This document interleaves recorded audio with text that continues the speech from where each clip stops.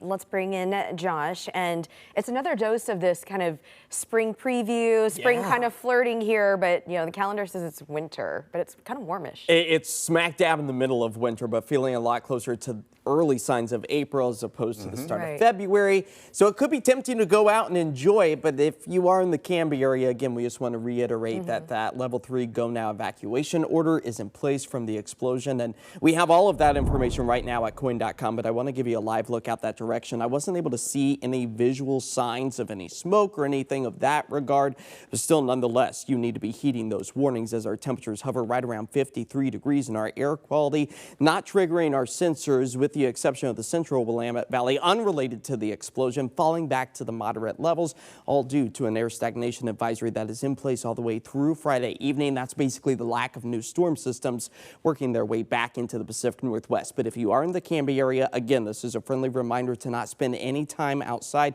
Make sure that your windows and doors are shut and that your AC or heater units are also turned off. After our daytime highs managed to warm back up into the mid-50s, making it feel like an early onset of April, as opposed to our average temperature this time of year of about 50 degrees, and a lot of the signs of spring starting to crop up, like the crocus flowers right here in downtown Portland, despite the clouds starting to increase across our area. If you happen to have any photos or videos of the spring sights starting to creep up in your area, you can scan the QR code on your screen right now, and that will direct you to KOIN.com. Temperatures now cooling back into the low 50s for much of the I-5 corridor, still hovering close to 60 degrees for many of us out along the shoreline as the cloud coverage is widespread, maybe picking up on a light drizzle here and there out towards the northern Oregon coast. We're talking about places like Astoria, but really not expected to fill up the bucket very much at all, as the cloud coverage is just going to be that dry for us as our temperatures cool back into the upper 40s, working our way through the rest of the night. But with it being actually February, our temperatures should be closer to, say,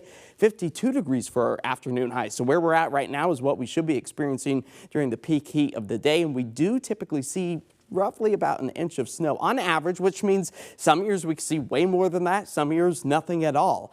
It's still a bit of a toss-up here over the next several weeks, as it is our 5th rainiest month, averaging a little bit more than 3.5 inches of rain. But it's a warming month. By February 28th, we're talking about an average daytime high temperature of about 54. We skyrocket well above that, though. Tomorrow, the top row, our forecasted high temperatures well into the 60s, the spring-like territory where we could potentially be smashing records here in the Rose City, approaching it through the central Willamette Valley and out towards Astoria. We could be flirting with time record-breaking conditions. And it's not just tomorrow. It's going to be a multi-day event.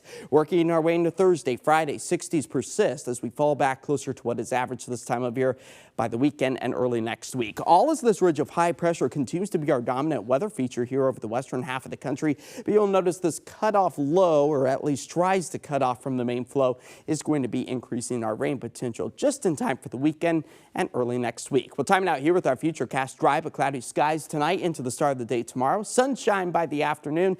That's really going to help to warm up those temperatures. Patchy fog for many of us to start the day Thursday with some clouds, and then we see a sun-cloud mix as we work our way through Thursday afternoon. But rain gauge is going to be staying dry for all of western Oregon and much of the Pacific Northwest, all as a surplus of the wet weather holds on by a thread, about 2/100ths of an inch for us here in the Rose City as drought persists, especially with severe drought out towards the Blue Mountains. And we are down about 6 feet as far as the snow goes out towards Timberline Lodge. We desperately need to be building back up that base layer and keeping it stable as our temperatures tonight fall back to about 45 degrees. Look at these afternoon highs tomorrow, 60s, maybe in a few 70s sprinkled in along the coast.